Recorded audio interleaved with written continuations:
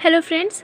तो last video में हमने देखा था कि एफसीएफएस से कैसे जैंट चार्ट को शो करते हैं और waiting time, average waiting time, turn around time and average turn around time सब कैसे निकालते हैं। So now the second is SJF means shortest job first. तो इसमें हम लोग कैसे इसको सॉल्व करेंगे, लेट्स सी।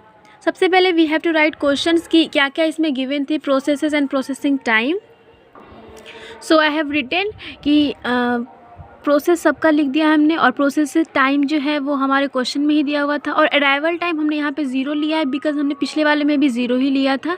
क्वेश्चन में बस ये था कि सबके लिए अराइवल टाइम जो है वो सेम है, तो लेट सपोज ज़ीरो लिया मैंने और ज़ीरो वो सबके लिए सेम होगा।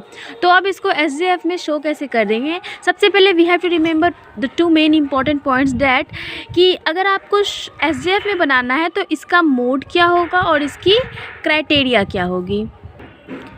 तो मोड जो है वो हमारा नॉन प्रीएम्प्टिव हो जाएगा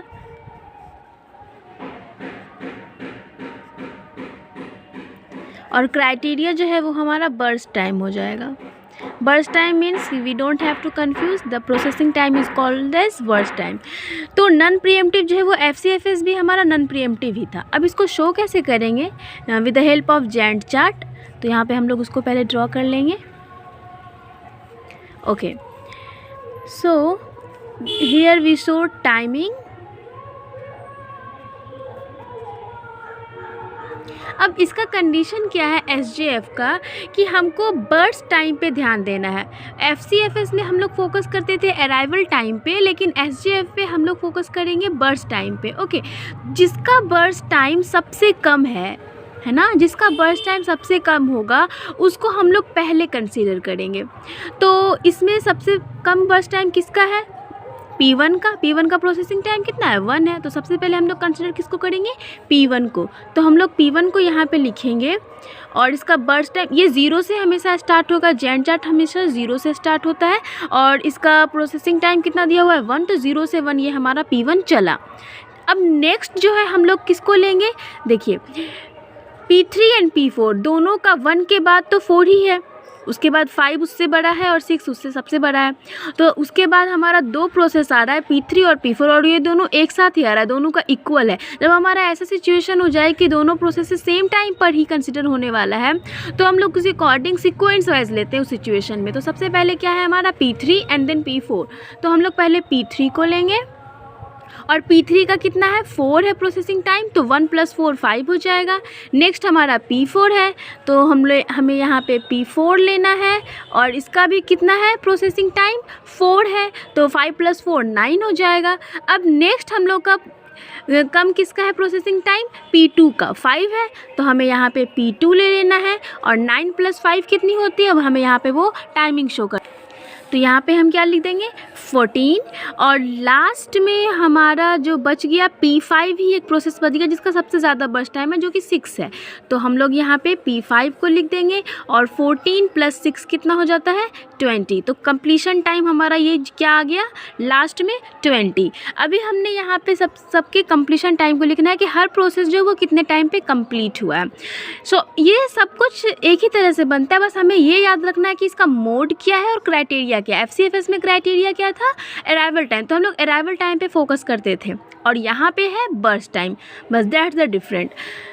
और यहाँ पे P1 का कंप्लीशन टाइम क्या है, 1। तो हमें यहाँ पे 1 लिख देना है, ये जैंट चार्ट में देखना है और राइट हैंड साइड में और इसको बनाते चलना है।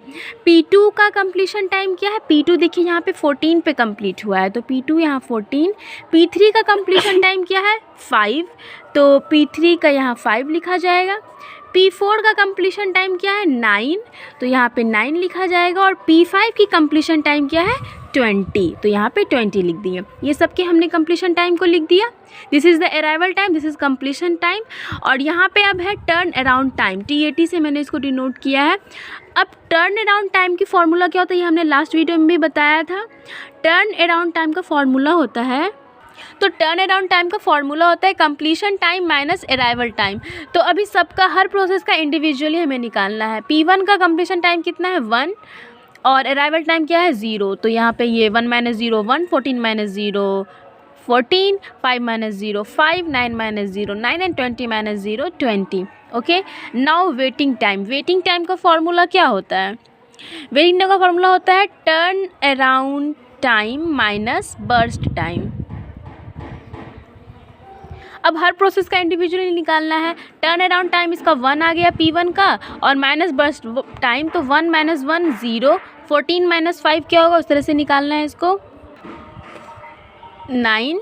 एंड यहाँ पे इसका टर्न अराउंड टाइम है 5, 5 - 4 है यहाँ 1, 9 - 4 है यहाँ 5, एंड 20 - 6 तो 14।